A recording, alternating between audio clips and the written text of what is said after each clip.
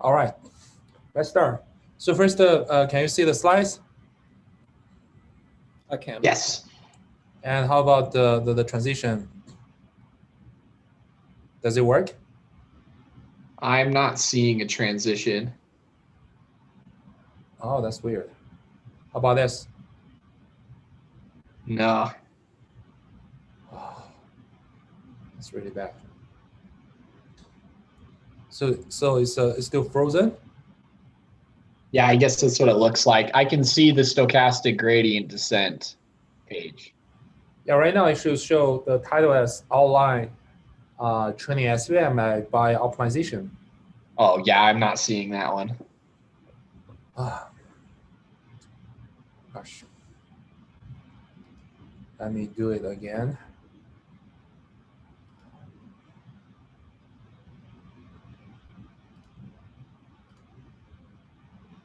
How about now?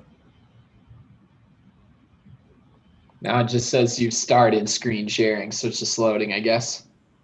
Okay. Yeah, I might just need a second.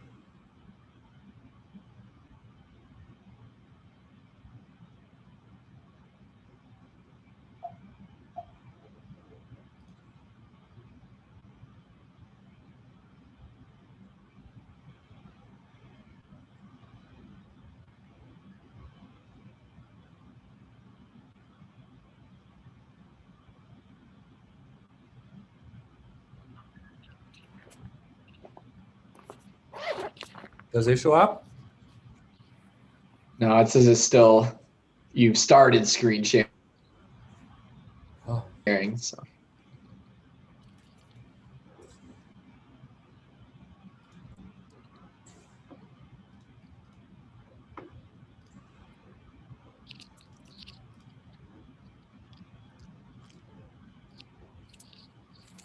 How about now?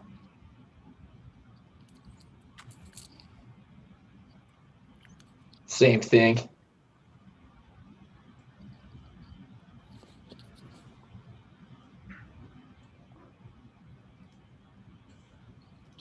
Okay, let us be a little bit patient.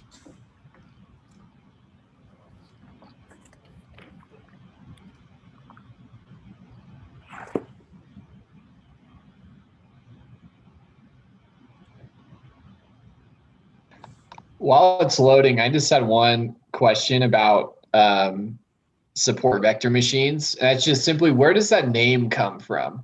I'm just curious, like, why it's called that. That's a very good question. We're gonna discuss about this problem next week. Oh, okay. Yeah. So the support back machines, you will say what they really what it really means when we talk about the dual form of SVM, how we construct it as nonlinear classifier. Oh, okay, cool. Sounds good.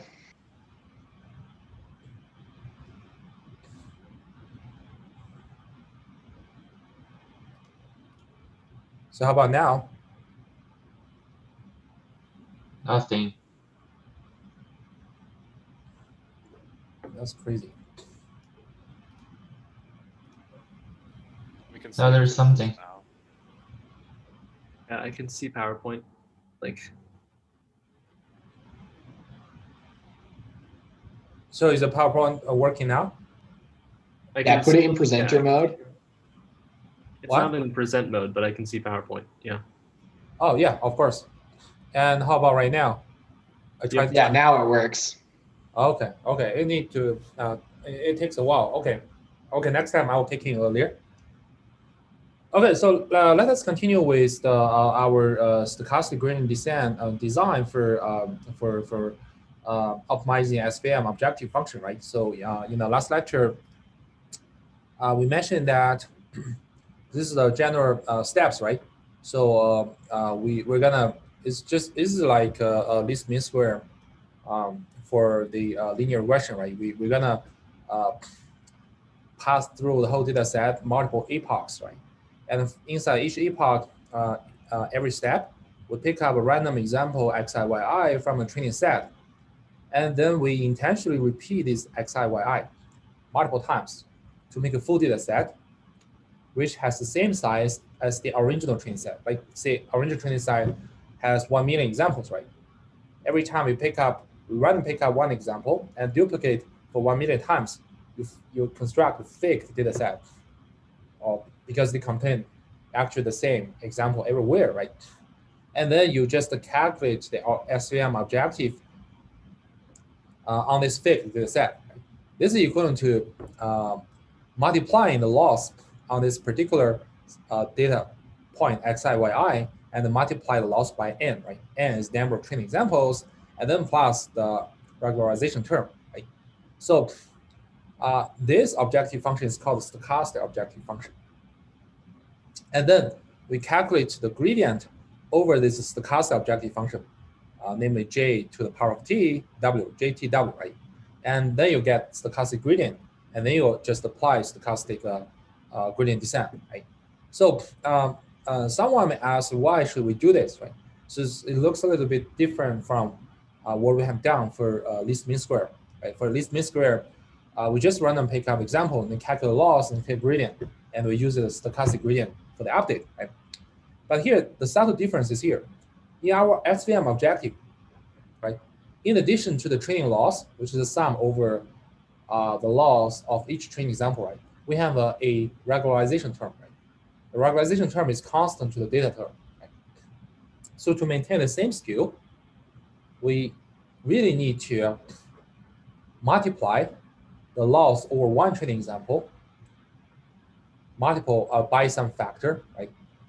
By the size of training data to ensure the whole skill is the same as the original exact training objective.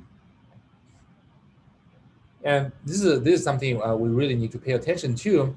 And for someone who might know want to know even more depth, right? So here I just gave you some illustration, right?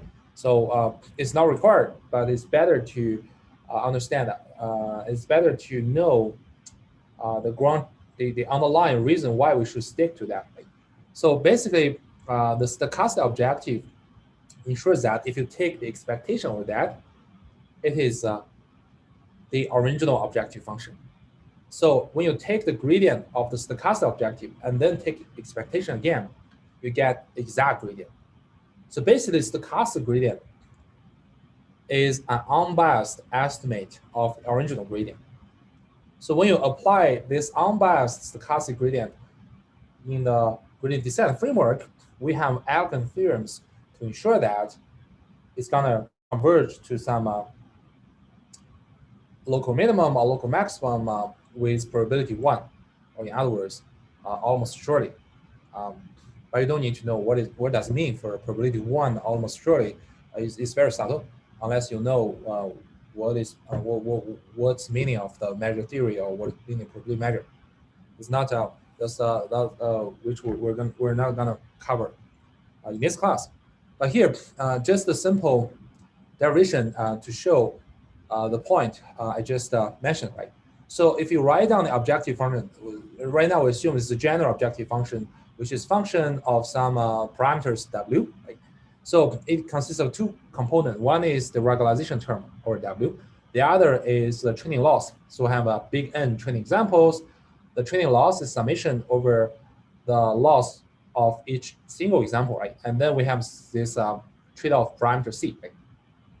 So we can just multiply each training loss by N and divide by N outside, right? This is totally equivalent, right? And from this reformulation, or simple reformulation, what we can observe is that, okay, we can construct a random variable K, right? The discrete random variable K, which can be sampled from 1, 2, 3, 4 until N. Right? So this is kind of like random variable, multinomial random variable. And the cardinality is big N. Right? And we assume this random variable comes from a uniform distribution, meaning that the chance that K takes any index between 1 and N is the same, which is 1 over N. Right? And then this is essentially equal to an expectation. Expectation with respect to the random variable K, and the value we take expectation is n times the loss over the selected training example according to k. So you can imagine that right now you're randomly pick up a data point from a training set and calculate loss, right? And multiply it by the data size n. This is actually a random variable because the whole this whole thing, this loss is determined by the random variable k, right? So it's a function of random variables. It's random variable. Then if we take expectation, you exactly recover this.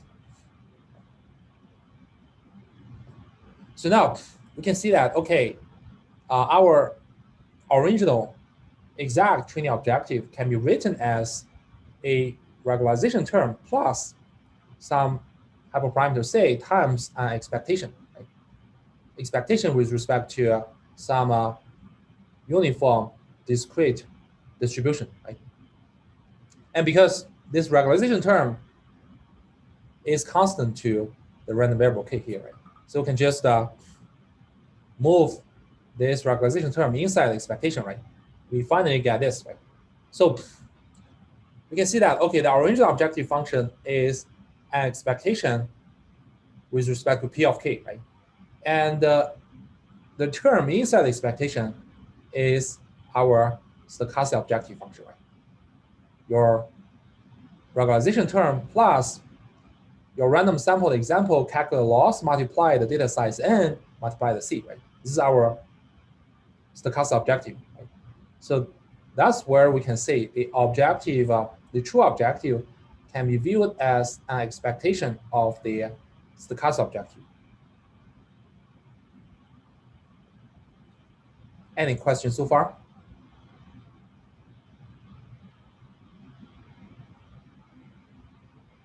Okay, yeah, just a review of our uniform distribution, random variables, those kind of things, right? And then further, when we calculate the gradient of the objective function, right, we take the gradient over f of w. That means we take the gradient over the expectation, right? So in many cases, the expectation and the expectation and gradient can be exchangeable. Why? Because you take expectation, you take the gradient with respect to w, right? But w actually is not the integrable variable. We're going to integrate over k, right? We take the expectation over k. It's not with respect to w. That means we can move the gradient inside the term we're going to take expectation. So now we can see this part, the gradient over this stochastic objective is the stochastic gradient.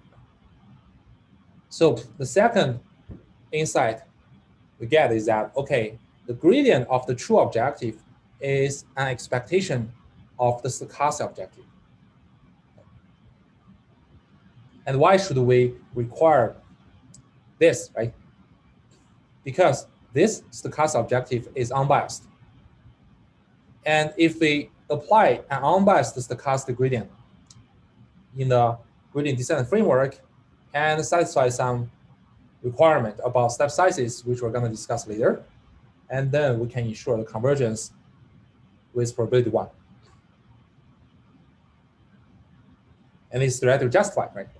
If you calculate some kind of stochastic gradient which is not biased, meaning that expectation does not equal to the true gradient, then generally it does not guarantee you converge to some minimum or maximum.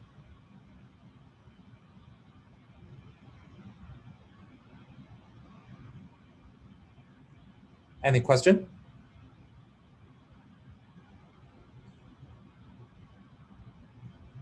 Everyone is comfortable? Why does the unbiased stochastic gradient ensure? Tushar, I didn't hear you clearly. Why does unbiased stochastic gradient ensure convergence? No, your signal is still not clear. Anybody can hear the question from Tushar? No, I can't hear him at all. He's super quiet. Yeah, Tushar, you might need to increase your volume. Maybe So- you could type the question in the chat. or you can type the question in chart, in the chart. Yeah.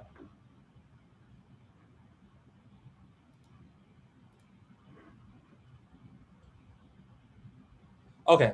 Tushar asked, why does unbiased stochastic gradient ensure convergence?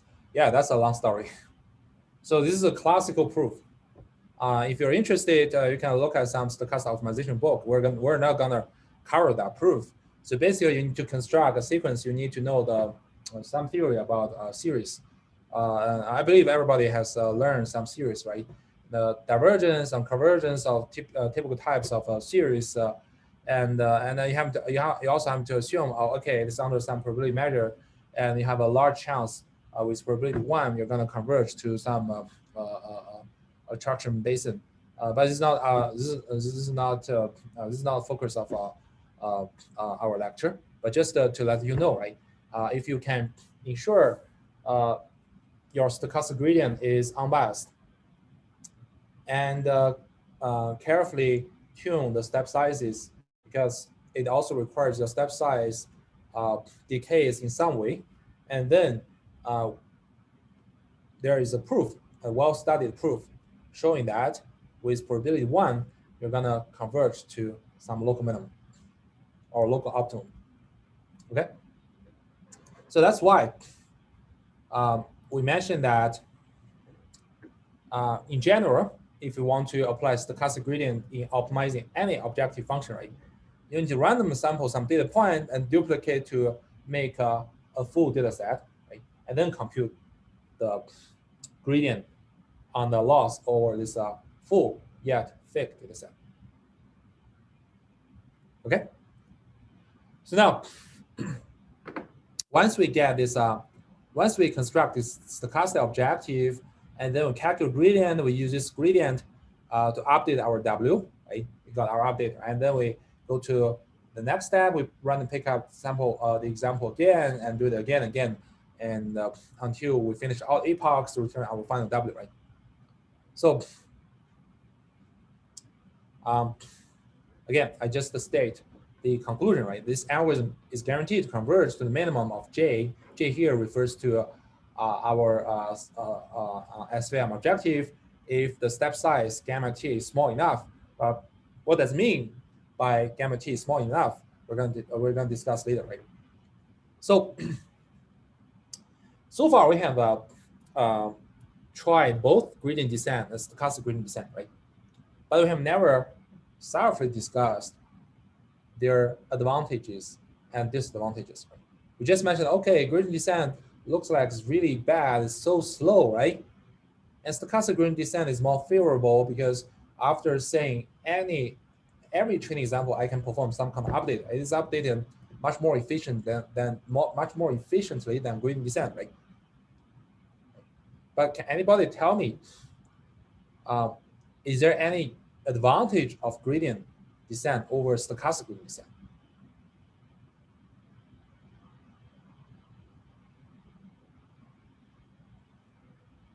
Anybody could defend the gradient descent?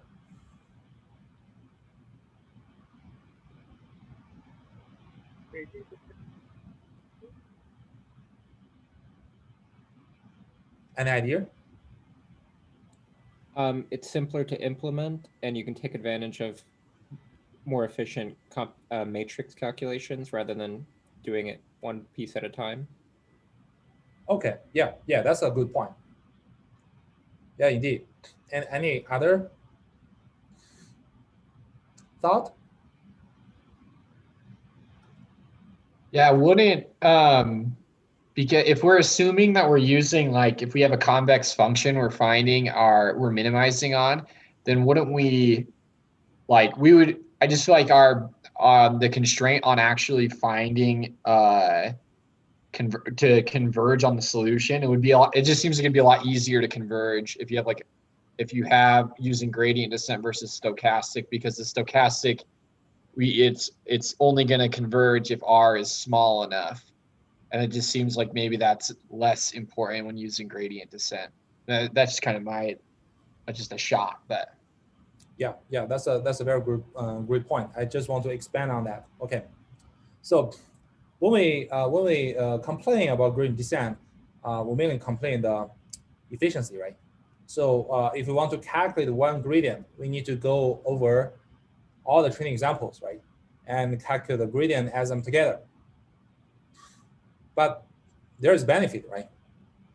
Doing a lot of things more does have some benefit. Why? Because such gradient, or if you calculate gradient this way, is exact, right? It's a correct gradient. That means if you use this gradient to move along, you can more effectively reduce the objective function, right? In other words, you can pick up a larger step. So if we visualize the behavior of gradient descent, right? So those are contours, right? Meaning each contour means, okay, all the functions at those input trajectory will have the same value, right? Our goal is minimum value here, right? And we might start from a point quite far away, right? The advantage of gradient descent is that, okay, every time I calculate gradient, it indeed indicates the correct direction to decrease the function, right? So you can imagine you won't take too many steps to reach the local minimum or any other local optimum, right? Although to finish one step is costly because you need to go through the whole training data set to get one exact gradient, right?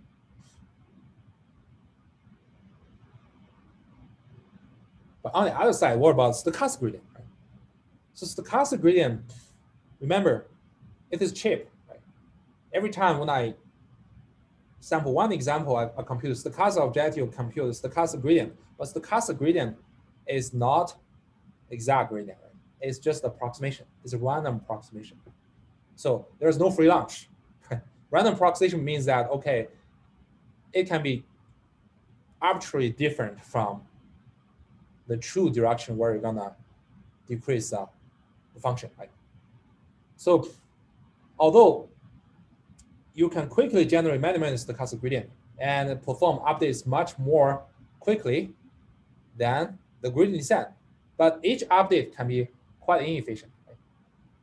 For example, you might want to go through this direction, but when you calculate stochastic gradient, it might go through this direction. So in moving toward the local minimum, using stochastic gradient obviously is not as effective as using exact gradient, right? So if you look at the behavior of the SGD, it's more like a drunk driver. You're drunk, you drive your car like randomly, right? And this is your home, right? You might drive north, you drive to east, and drive to source, right? And or northeast, whatever, right? But because you are using unbiased stochastic gradient, we have an elegant theorem showing that, okay, finally, no matter how randomly you drive, right, you have a probability 1 to finally arrive at your home.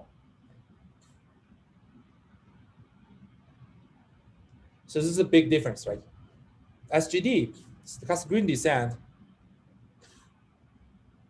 can perform many more updates than gradient descent. But each individual update is much less expensive. It's much cheaper.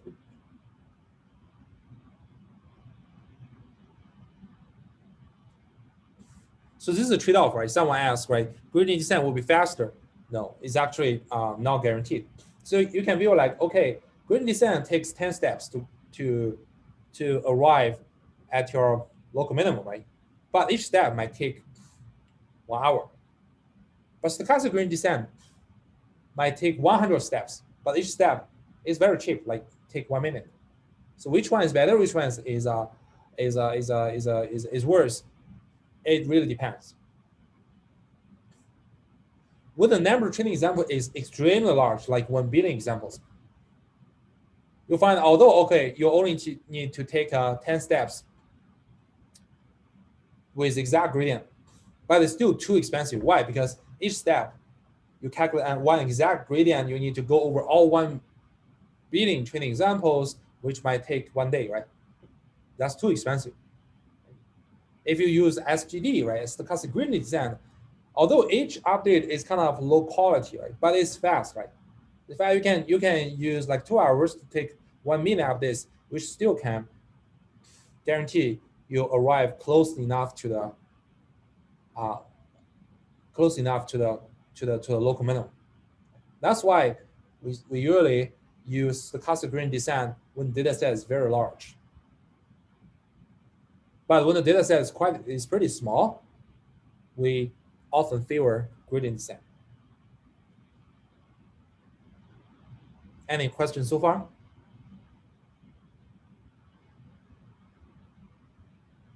Okay, hopefully we can sense the difference between gradient descent and stochastic gradient descent. It's just a trade-off, right?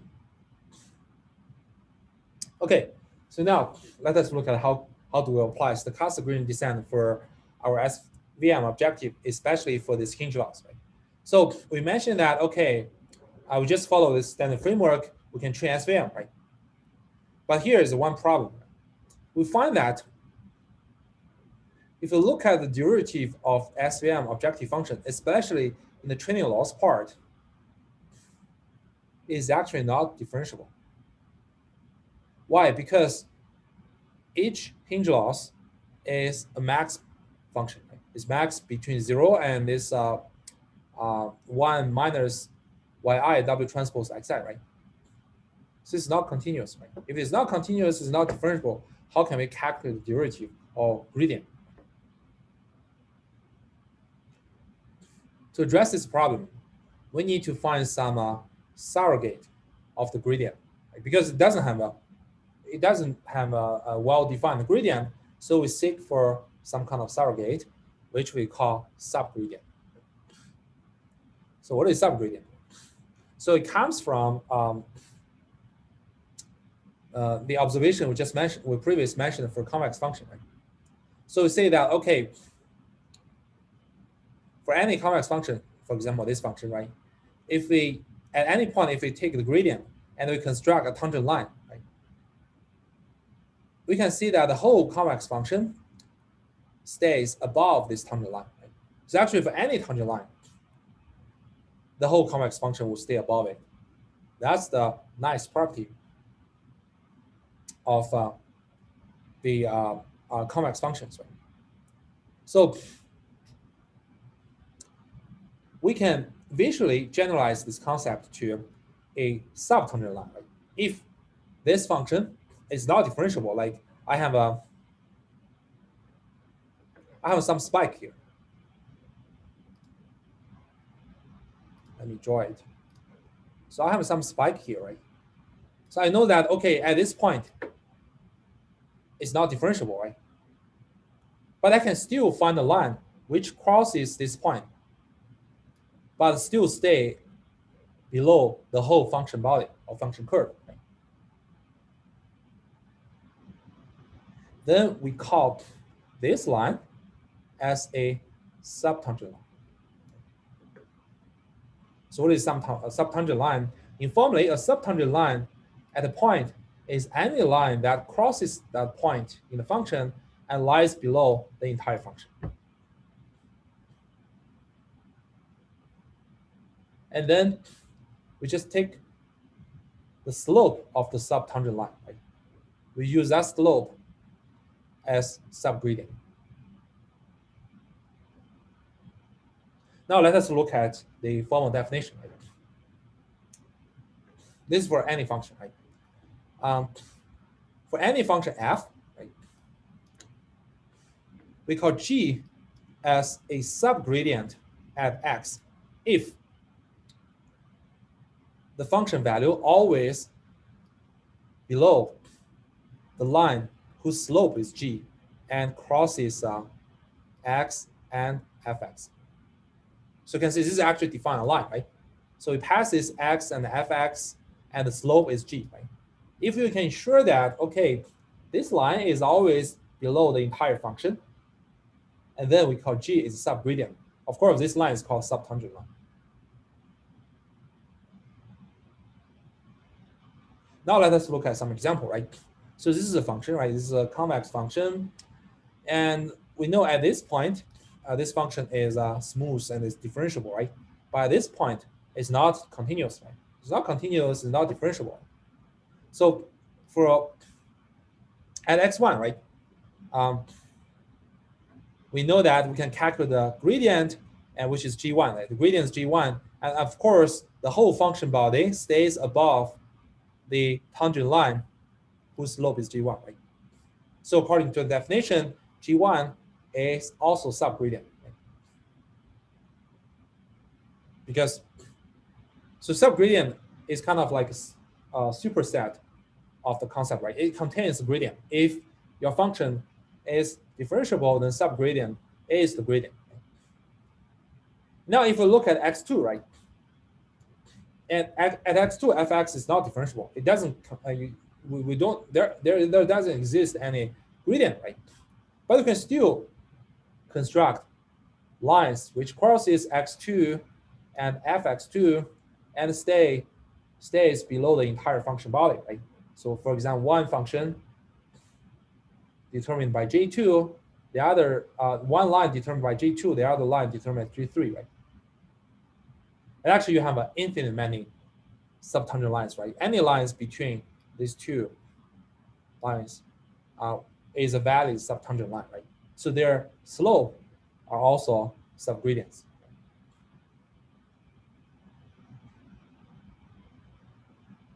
So any question regarding the definition of subgradient? So what's meant by, like, what does, I guess I'm just a little confused with so the T in this case, like G superscript T, is that transpose? Like, Yeah, this is transpose. This is transpose. So what is G?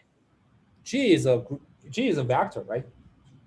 If you're talking everything in the scalar space, right? It's an XY plane. Well, G is a scalar. You don't need to transpose. But, Okay. But if it's a vector function, right?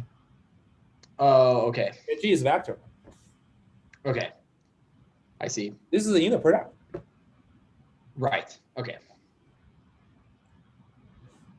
But you do know the meaning here, right? Especially the geometric meaning. Any question regarding the definition of subgradient? Okay, great. So it looks like it's pretty easy, right? So our strategy here is that, okay, if you don't have a gradient here, then you replace gradient with subgradient and then plug it into our stochastic gradient descent framework. Then everything works and you guarantee converge as well. That's just the strategy, right? So now let us look at how we calculate subgradient for the SVM objective, right? So as we know that the major bottleneck is this Hinge loss, right? So Hinge loss is a max function, right? So max function essentially is here is a piecewise, right? If 0 is bigger than this functional margin, is 0, right? Otherwise, it is a linear function to W, right? Is this line, right? So we can just calculate subgradient, right? What is subgradient? If you take value, if your max value is 0, right? Meaning that's here, right? You can just calculate the tangent line, which is kind of overlap with this 0 value, right? And this is the subtangent line. Why? Because it stays below this entire piecewise linear function, right? Max function. If this max function turns out to be this part, right? And then you just take the gradient and calculate tangent line, which you will say is still a line overlaps with this part, right? And this is also a subtangent line. Why? Because it stays below the entire function body as well. Right? Then that's it. Right? Of course, if you feel, okay, that's not cool, I want to construct a different subgradient, say some function like this, right? It's totally okay. It's totally okay. Right? You can construct whatever subgradient you want, as long as you show it's a valid subgradient. That's okay, right? But here we just use this simple approach, right? We just check, okay, if this max function is 0, and then we just construct a line which is tangent to this horizontal axis, right? So which is simply 0. The slope is simply 0. Right? And that means the subgradient for this part is simply 0. And if you take the gradient over the entire stochastic gradient, you only need to take gradient for the first part, which is W0, right? Remember, W0 does not include the bias parameter, right? So you have to append 0, right? But if this max function is the latter part, right? The function margin, right? So then our subgradient will be taken over this 1 minus product, right? And just take gradient with respect to W, you get the subgradient here, right? And the first part comes from the gradient of this regularization term. So in this way, we address the gradient problem for the SVM objective, right? Any Yeah, question? so that syntax for like the square brackets W0 semicolon 0, that's just appending a 0 onto the vector? Yes, exactly. Gotcha. So yeah, just as like for clarification, so you're saying then, so the gradient is W0 with the 0 appended on if the maximum is 0. So if we're in that horizontal line portion of the graph. Yes. Otherwise, we're going to take that vector W0 appended with the 0, and we're going to subtract off this constant term. And that's going to be true for, okay, that term, yes. Yes. Okay, sounds good. Yeah. As I said, like we just choose two simple choices, right? We have two cases. One is max value is 0, and you take the subgradient here, right? If your max value is the right hand side, right? The right hand, not right hand side, it's the right term, right? You just take the gradient with resist. Both are valid subgradient, right? But as mentioned, we have many choices of subgradient, right? You say you can choose any line which is in between these two, right? It is still a valid subgradient, but I mean, you need to find a way to calculate that. Okay, so now we get our final algorithm to learn SVM, which is called stochastic subgradient descent. So this is where how we compute the subgradient of the stochastic objective in SVM, right? So the whole framework is like this. Suppose we have this set of training examples, xi, yi, and each label is either -1 and 1, right? We initialize our weight vector to be 0. But it's not necessary to be 0, right? Here we just initialize with 0. Right? And then you go through big T epochs. Inside epoch, we go through every training example, xi, yi, and then you just calculate the stochastic subgradient, right? And then update W accordingly. Right? And after you finish going through the whole training set, you move to the next epoch. After you finish all the big T epochs, you return the final bit vector W. But W here, remember, it includes both the feature width, which is W0, right? It's not here. It's W0. 0 is a subscript, and the bias parameter B. And the updates of the stochastic gradient descent, if we stochastic subgradient descent, if we write it in a more explicit way, right? We have two cases, right? And first, if the max value is the latter, right? Is the right term, the function margin. You just calculate gradient of the function margin as the subgradient, which is here, right? And otherwise, the max value is 0, and it's the subgradient will be 0. You just need to calculate gradient for the first term, which is here, right? And you subtract current W by a step size gamma T multiplied with subgradient, you get those results, right? So, and gamma T here is the learning rate, and there can be many possible tweaks, which we're going to discuss right now. But in practice, it's really important to shuffle example at start of each epoch. Why? Because it's the stochastic optimization problem, right? The more randomly you deal with the data, the better the performance on average. So we just add one more step here. Before the beginning of each epoch, we're going to randomly shuffle the training set, and then you go through every training example one by one. So any question in understanding this framework, stochastic subgradient descent in learning SVM? Yeah, so in terms of how many epochs we're doing, is that a what do you call it, a meta variable, something that we determine, or is our condition like we try to determine convergence, like we did in the last assignment, where we are saying, well, the difference between the last vector and the vector we just got is small enough that we'll say we converged? Yeah, that's a good question. Actually, big T is set by users like you, but you can choose to apply multiple criteria. Like someone might say, okay, I just run it for 100 epochs, that's fine. And someone might go, okay, I'm going to set up the maximum number of epochs is 100, and then I want to test if the previous gradient vector and the current gradient vector doesn't change much. Both are fine. I see. Okay. It's really application dependent. Okay, so now let us talk about gamma T, right? As we mentioned before, right? If you ensure that you have an unbiased stochastic gradient, you can prove the convergence. But to ensure the convergence, you need to fine-tune the step size. What does it mean? It means that, okay, your step sizes according to different steps must be varying.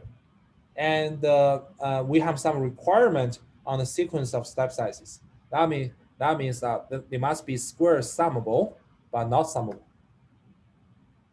What does it mean? So first, those step sizes must always be positive. That's for sure, right? And second, we require that the summation of the squares of step sizes from t equals 1 to infinity is not infinite, meaning that it converges. Meanwhile, if it just adds up all the step sizes from 1 to infinity, this summation must be infinite. So you can see that if it adds all the step sizes together, way to infinite many steps, the value needs to diverge. It must be infinity. However, if you take square over each step size and then add them together from step 1 to infinite, this summation must be finite, be upper bounded. So I'm not gonna go in depth, right? And to show how you satisfy these two conditions, you're gonna converge and with probability 1, right? I just want to give some intuition why we require these two conditions. So the first condition, the summation of step sizes from 1 to infinity is infinity, just means, okay, you must effectively update with vectors. It cannot be too small, right? If it's too small, you won't be able to arrive at your home. You need to be sufficient large to push forward to the local minimum or local optimum. Right? Meanwhile, the summation of the square of step size must be upper bounded, means that your moving distance cannot be too large. You cannot move too aggressively. Then the problem will be, like, say, this is your local minimum, right? If your step size are too large, it can be like this, right? You can always perturbate wiggling around the local minimum and never converge. That's what these two conditions require. If if the step size is too small, well, it's too small. That means, okay, you'll never be able to converge here. But if it's too large, it perturbates too much, and you'll never converge.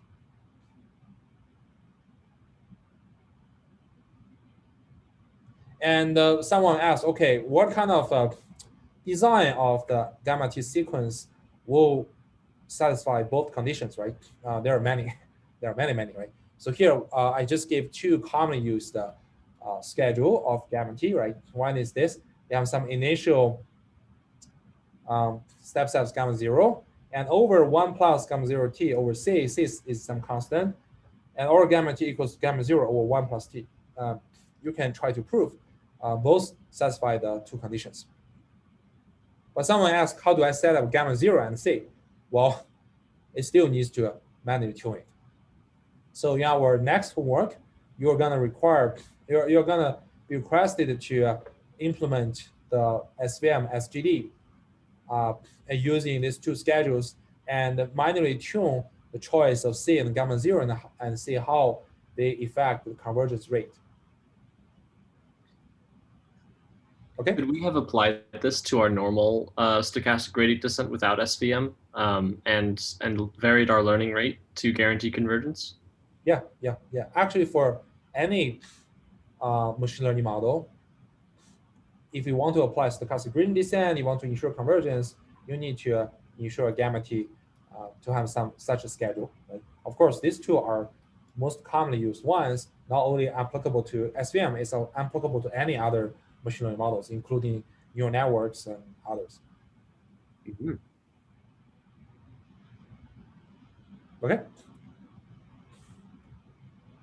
Okay, so here just to give you a sense, right, how fast gradient descent and the stochastic gradient descent will converge.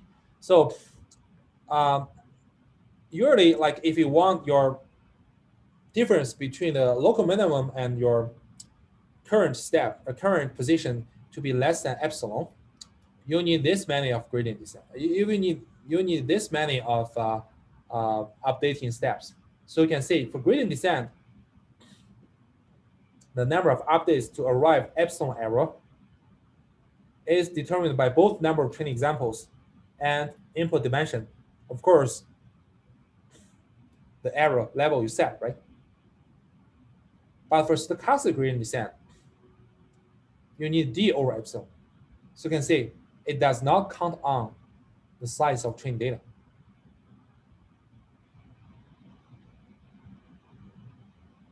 So you might have some kind of like amazing situation that you have a very, very large training set. You have 1 trillion examples, right? You just run stochastic gradient descent. It might converge to some local minimum, even you haven't been able to pass through all 1 trillion examples. Why? Because the number of updates to converge is not necessarily determined by the size of trained data. That's why stochastic gradient descent is generally preferable when the data size is huge.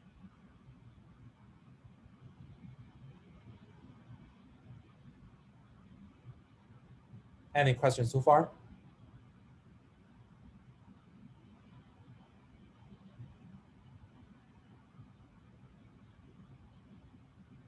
Okay, great. So the last thing is to make some comparison with our mystic bound-driven algorithm perceptron, right? Because both algorithms, SVM and perceptron, are learning some linear classifiers, right? So although their motivation or principle are totally different, right? We say you can still unify them in one framework. What is that framework? Stochastic subgradient descent framework. Right? If you take a look, the stochastic subgradient descent for SVM, we see that, okay, this is really similar to perceptron update, right? So all those are the same, right? And of course, for SVM, okay, you do not necessarily initialize the weight vector to be 0, but here, let's just assume we initialize weight vector to be 0, right? And we go through many epochs, and we shuffle the training set inside each epoch, and then go through every training example, and then we say if this product is less than or equal to 1, right? If it is less than or equal to 1, then we calculate the corresponding subgradient, which is the right term in the max value function, right? Otherwise, the max value in the Hinge loss is 0, and then we update our weight vector in this way, right? So for perceptron, right, what we need to do is just replace this if-else statement by another counterpart, right? That is, if this product less than or equal to 0, we update W by W plus some learning rate R times YR XI, right? If you still recall that, right? If you still remember that. Otherwise, you don't update, or you update W0 by a 0 gradient.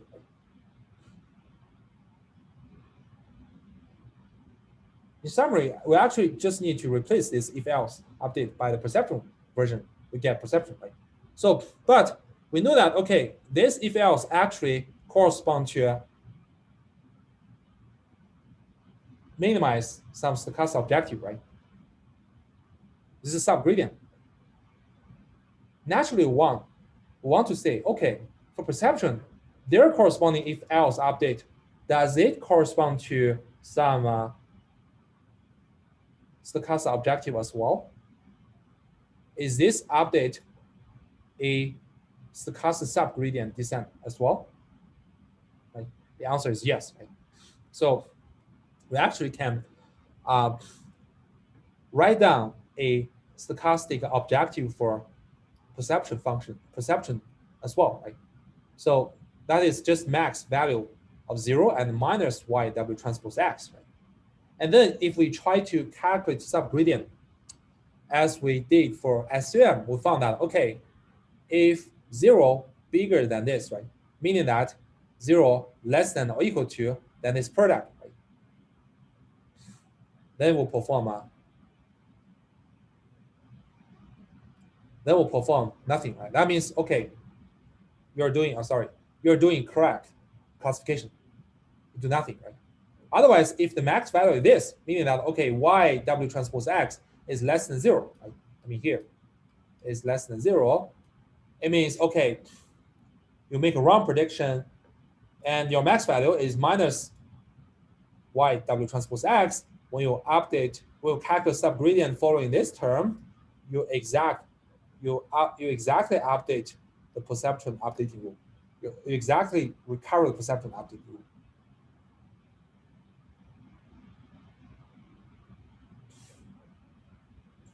So now we can see, actually, we can view the perceptron learning algorithm as another stochastic subgradient, except that we have a different objective function. Right?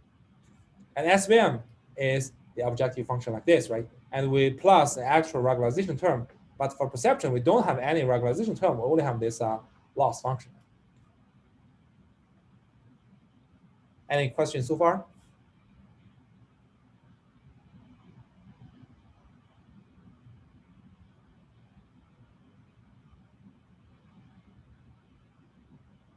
Okay, so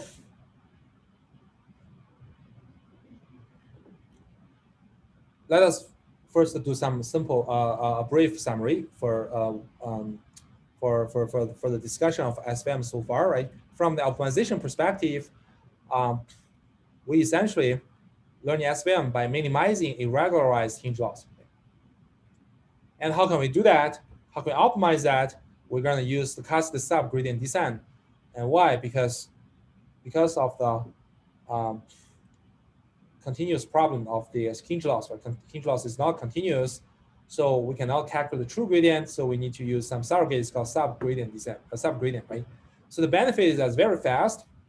Runtime does not depend on the number of training examples. And also we find some connection to the perception algorithm, right? Although we explain perception in terms of like mystic-driven principle, right? But we can also view the perception learning as another stochastic subgradient descent optimization, right? And if we compare the two objectives, one is perception, one is for SVM, we say, okay, perception does not maximize margin width, so we can expect that SVM fulfills the regularized risk minimization principle, so it performs better in the generalization performance, right?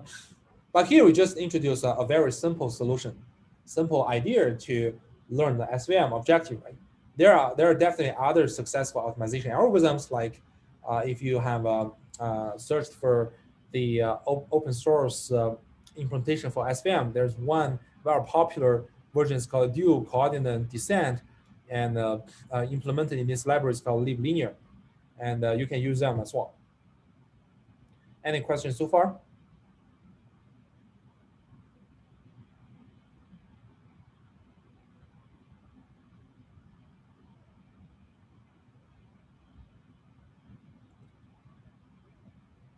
Okay, great.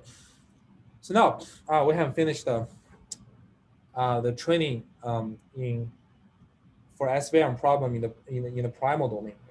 So in the next part, we're gonna discuss how do we extend SVM to nonlinear classifiers, okay? And how can we enable this nonlinearity to be very expressive and the computation and make the computation easier.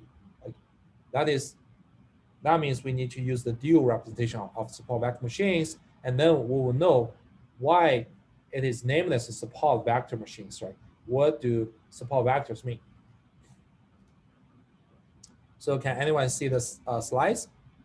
Any problem in the slides? No, it looks good. Okay. So how about the transition? Yep. Okay, great. So this is our remaining topic about support vectors and duals and the kernel trick, right? We're going to talk about how to apply the kernel trick into the formulation of the support vector machine objective function and optimize it so that you see that it's a very elegant trick, a very smart trick. And you can convert support vector machines as highly expressive nonlinear classifiers. And it will involve quite a lot of math. So don't be pissed off. we really need to do some math in depth in learning advanced machine learning algorithms. It's not like we just apply some open source library and try some model. So to learn support vector machines, we need to know some important concepts that really require us to sit down and derive something. Okay. So to cover this part, we're going to first introduce the dual forms. And what is the dual form of support vector machines? The dual form is existent for any objective function, any constraint optimization problem. And then for SVM objective function, it has its own dual form, has its own properties. And then from their dual, if we try to solve their dual form, we're going to summarize the meaning of the support vectors. Then we'll talk about kernels and general kernel trick. So the kernel trick is a very widely and important way to extend nonlinear classifiers to nonlinear classifiers. And then we'll introduce the general properties of kernels and the commonly used kernels and how we assemble multiple kernels together to get a new kernel. Right? And finally, we'll talk about how to apply kernel trick in SVM formulation to get our nonlinear SVMs. Okay. So first, so far our discussion regarding support vector machines are all about learning linear classifiers, right? So we derive according to generalization error bound a elegant objective function, which is essentially some regularization term, which encourages large margins plus a hinge loss over the training data, right? So of course we have other algorithms to learn linear classifiers, right? But there is one problem here. Linear classifiers still seem to be a very limited classifiers, right? They can only deal with linear cases, right? But we know that due to the complexity of real world problems, in most cases you might need to use nonlinear models, right? You might be able, you're required to be able to deal with nonlinear cases, right? Then the problem is how do we develop such models, right? Of course, we can directly construct a model, right? Their hypothesis space consists of all possible nonlinear functions. One typical example is artificial neural nets, right, which we're going to discuss next. But another effort will be like, now that we have some linear models, can we just extend it, right? Use some trick to extend it to support nonlinear classification cases without too much effort, right? So that we can reuse the previous concept, reuse the previous algorithms, ideas, right?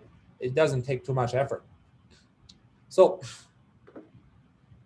let us first talk about how do we extend linear classifiers to nonlinear classifiers. Then we talk about how do we construct a nonlinear classifiers from scratch. So this refers to the previous trick we have mentioned, right? A very straightforward trick will be, okay, now that in the original feature space or input space, the examples are not linearly separable, right? Then why not we just make some smart feature transformation, right? We transform the original input to a new feature space. Like say in this original feature space, we have two features for each example, right? Because it's an XY plane, right? So we just come out a new feature mapping, and map each feature vector to a four-dimensional vector in the four-dimensional space, right? X1, X2, X1 squared, X2 squared, right? And then we expect that in the four-dimensional space, the locations of those examples will guarantee some linear separability, right? And then we can train a linear classifier in a mapped feature space. And then the prediction, we're still going to use the form of linear classifiers, except that our feature vector is changed, right? It's changed to some nonlinear feature mapping, right? So this is our classification function, right? W transpose phi x1, x2, right? Phi is mapped feature vector from the original features, right? And plus bias parameter. So now let us talk about how do we fulfill this in a support vector machine case, right? So we're talking about not only the finite transformation, but also the infinite transformation. So if we just apply some finite transformation, then we do it, right? We do it and just plug in our stochastic subgradient descent framework. There's no problem, right? But what if my feature transformation is infinite? So it's an infinite feature space. And then, of course, you cannot explicitly learn an infinite long feature width vector, right? Plus bias parameter, right? How can we do that?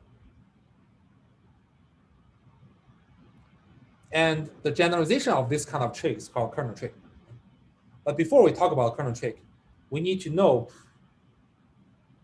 the other optimization form for SVM. So this is referred to the dual form. Right? So in general, for any constraint optimization, we have both the primal and dual forms. So what is the primal form? The primal form is just the original form. Okay? So the general constraint optimization problem can be written in this way. Okay? So this is our objective function f of x. X is some random some inputs we want to optimize, right? So in our linear classifiers, x is referred to the feature weights w and b, right? The bias parameter b, right? And for other applications, x might have different meanings, but let's just assume, okay, the variables we're gonna optimize is x, is denoted by x, right? And then we want to our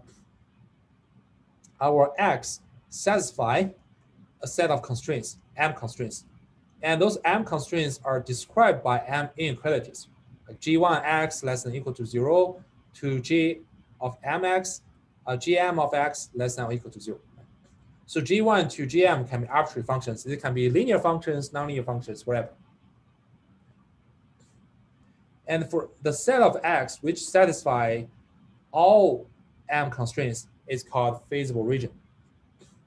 So this set of constraints essentially give us a range, valid range of valid x, right?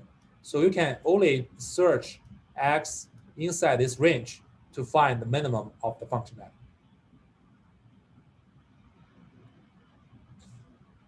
Okay? So what can we do to deal with primal function, right? Primal formulation, primal optimization, right? So a commonly used form is called Lagrange form. We can, based on this primal form, to construct a Lagrange form, right, which is another objective function. This objective function is a summation of the original objective function f of x plus a summation over all the constraint functions, right? G1 to Gm, where each constraint function we introduce a coefficient lambda I, which we call Lagrange multipliers. And then what is the relationship between the primal optimization problem and this Lagrange form? So here is the classical result in optimization theory.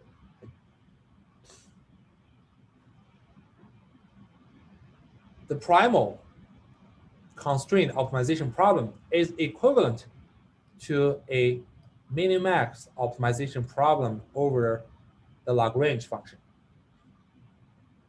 So we have two sets of variables we want to optimize in this minimax optimization problem. The first is the Lagrange multipliers, right? Lambda, big lambda, right? A bullet lambda. Lambda contains lambda 1 to lambda m, 1 for each constraint function. Right? And also the original variables want to maximize. I want to optimize, which is denoted by x. Right?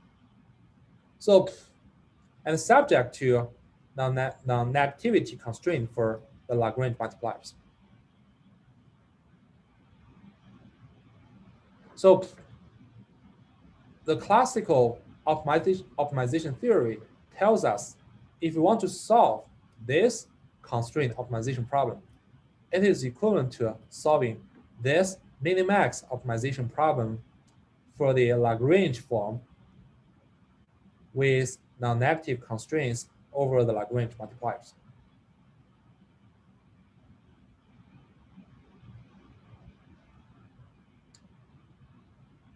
Any question regarding the two formulations?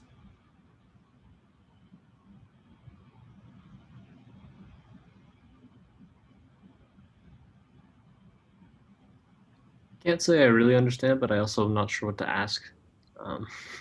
Yeah, I mean, this is just to make sure everybody is comfortable with these two definitions, and later I will show why they are equivalent. You said they're equivalent? Okay. Yeah, they are equivalent. So I think I get the primal one. Like that's kind of what we have been doing, where we've been like trying to figure out what's the minimum function that we can find within the space. The Lagrange form, I'm a little more fuzzy on though. Yeah, that's fine. That's fine. That's totally fine. I mean, hopefully that will remind you, you guys, like, I bet everybody in your calculus course, you learn something about Lagrange multipliers, right? You're talking about, okay, if you want to minimize some function and you satisfy some constraint like g of x equals to 0, right? And what you need to do is that, okay, you construct a Lagrange form like fx plus lambda times this gx, and you just calculate the gradient to be 0, right? You solve both x and lambda to ensure this Lagrange form to be 0, right? That's what that is what most people learn from the calculus course, right? But the instructor might tell you or not tell you, doing this is correct, but it doesn't tell you actually doing this is essential to solve some minimax problem. And as we discussed before, right, minimax problem, the solution is not minimum value or maximum value. It's called saddle point. Right? But for saddle point, you still have some gradient to be 0. But here we just generalize this case, right, to the general form of Lagrange. It is for the general constraint optimization problem. Right? So next, let us check why these two formulations are equivalent. Right? So, and for convenience, right, we just put the constraint on the bottom of this max operation, right? So this is saying, okay, we're gonna solve a minimax optimization problem over this Lagrange function, where we require the Lagrange multipliers lambda to be non-negative, and outside we don't have any constraint on x. We don't have any constraint on x. And in the inner level, we maximize this Lagrange function with x fixed. And once we get this maximum value, it becomes a function of x solely. Right?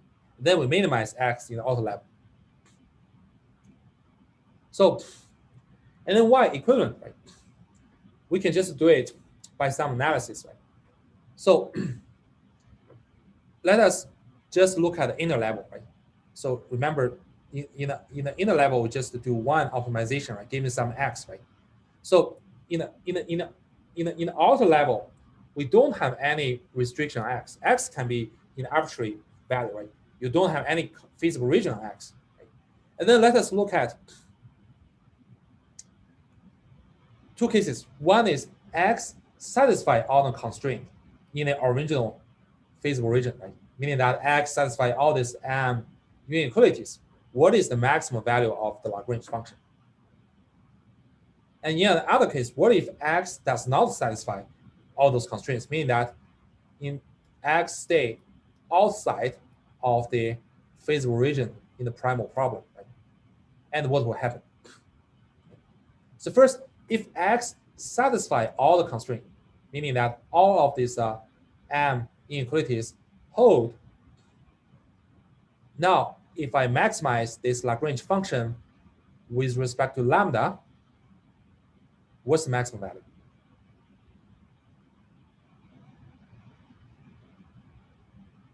Because all these m inequalities are satisfied, meaning that, okay, g1x less than equal to 0, right?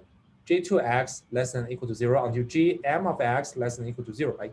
Now I want to maximize this value, right? I multiply a positive number, lambda I, by some negative number, right? So now if you want to make this whole summation to be as large as possible, right, I need to make lambda I to be 0, right? Because you are multiplying some negative value, right? And then as to the objective function, right? So if I want my function value to be maximum, I want to cancel all the effects from the negative values, right?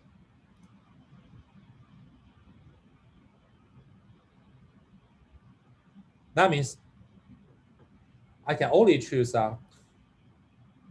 lambda 1 to lambda m to be 0, and then my maximum value of this Lagrange function is f of x itself, which is the original objective function.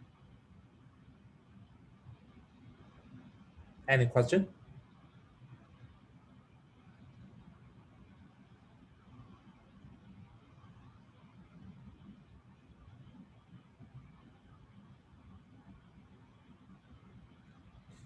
Is everyone good?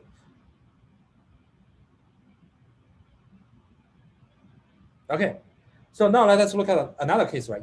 What if x value, right? Now I choose x which is outside this feasible region, meaning that, okay, there are at least some gi such that gix is bigger than 0, meaning that, okay, it does satisfy one constraint, right? And now if I want to maximize this Lagrange function, right, we know that in this function we have a term lambda I gix, right? And this gix is bigger than 0, say 3, right? Now if I want to maximize this function, I should take lambda I to be infinity, right? It is unbounded, right? Because I multiply a positive number, right? If I multiply a positive number, if I want to increase it, I just increase the lambda I, the coefficient, to be as large as possible, right? Until infinity. Then I got my full Lagrange function to be infinity. So now we can see, if we fix x in the outer level, right? If we maximize the Lagrange function with respect to lambda in the inner level, only when x satisfy the original feasible region, right? All the constraints, we get some finite value f of x, right? We recover the original objective function value. Otherwise, this maximum value is simply infinity. Now, if in the outer level, I'm gonna minimize with respect to x, we want to exclude all the infinite cases, right? Why? Because if X is outside the feasible region, right? In the primal problem, your Lagrange function, your maximum Lagrange function with respect to lambda is always infinite, right? It won't be some minimum value, right? To find real minimum value, I can only search inside the feasible region. Why? Because inside the feasible region, each choice of X corresponds to the objective function, original objective function of X, right? It just pick a minimum of the objective function in the feasible region. Right? So you can see now this minimax is equivalent to this minimax problem is equivalent to finding the minimum of the fx in the feasible region, namely when X satisfies all the M inequalities.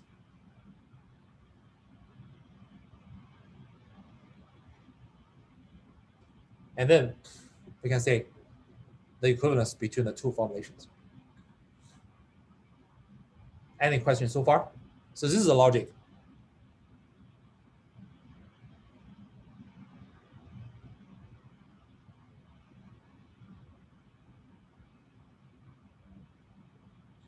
Oh, someone asked, why is lambda greater than 0, right? From this, Tushar, from what we have explained, like why they are two equivalent, you can see the reason, right? Because we want to ensure that in the inner maximization, right, when X satisfies the constraint, I can exactly recover the original objective function of f of X. When X is outside the feasible region, I want it to be infinity. That requires us to constrain lambda to be positive. Otherwise, you cannot obtain such conclusion, and then you do the minimization in the outer level, you cannot reduce to the primal problem.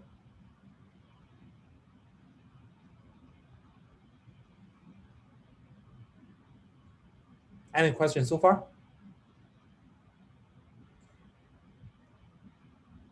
Okay, great. So if you still feel like a little bit confusing, don't panic. The logic here is very simple. What you need to do is just look at those analyses and think for a few more minutes. That's really straightforward, right? So, and also follow the same logic. It is very trivial to incorporate equality constraint. Right? And I will leave this as an exercise for you in our homework form. Right? So we know that the primal optimization problem is equivalent to a minimax optimization problem over the Lagrange function, right? And the Lagrange function is an augmented objective function. We have the original objective function plus a summation of those Lagrange multipliers multiplying with the constraint function, right? So it is equivalent to an inner, to a bi-level optimization problem. In the inner level, we maximize with respect to lambda, and in the outer level, we minimize with respect to X, right? So someone may ask, right, what if I switch the order, right? What if I first do min and then do max, right? But the objective function doesn't change. It's still the Lagrange function. The question is, do they have the same solution?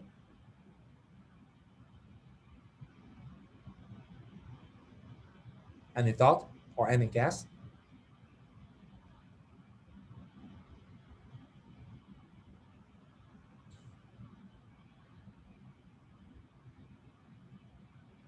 Any guess? I just need a guess. I'm gonna guess no. You guess no? Yeah, it seems intuitively that if we're minimizing something and then maximizing something, we might get like, I guess we're maximizing over a different set than what we were minimizing over before. But like I think that we probably get something of a higher value with the max on the outside. Yeah, you're right. I think your intuition is really great. Yeah, they are indeed not guaranteed to be the same. So here's the general conclusion. Right? So if you solve the dual, form, right? Oh, by the way, we call this a dual form. You perform mean inside and the max outside, max mean problem, right? If you solve the dual form, the value, the optimal function value is less than or equal to you solve the primal form. So as to why, I won't go through the proof here. The proof is pretty straightforward, but it's not required. But this is a general conclusion. So for any constraint optimization problem, we have this conclusion. You perform max min for the Lagrange function. The optimal function value will be less than or equal to, or upper bounded by you perform minimax over the Lagrange function. Of course, they both have this non-negative constraint over the Lagrange multipliers. So, and the difference between these two is called the duality gap. Duality gap, right? So someone may ask, okay, when this duality gap becomes zero, right? There are some theories in convex optimization, especially convex optimization, talking about that. But here, we are very fortunate because for support vector machines, the solution with the dual form, the solution of the dual formulation is exactly the same as solution for the primal form. That gives us a chance to investigate when we use dual form to represent this objective function, what kind of conclusion and what kind of insight can we find? So actually, it is the dual form of the SVM allows us to conveniently incorporate arbitrary nonlinear feature mapping from finite to infinite. And also, it gives us a nice interpretation of the so-called support vectors. Okay, we're gonna continue our discussion next Tuesday, and then we'll use the dual form to represent SVM and derive and try to solve that problem and try to simplify the objective function. We'll see that, okay, finally reduced to a quadratic optimization problem. Okay, so see you next week.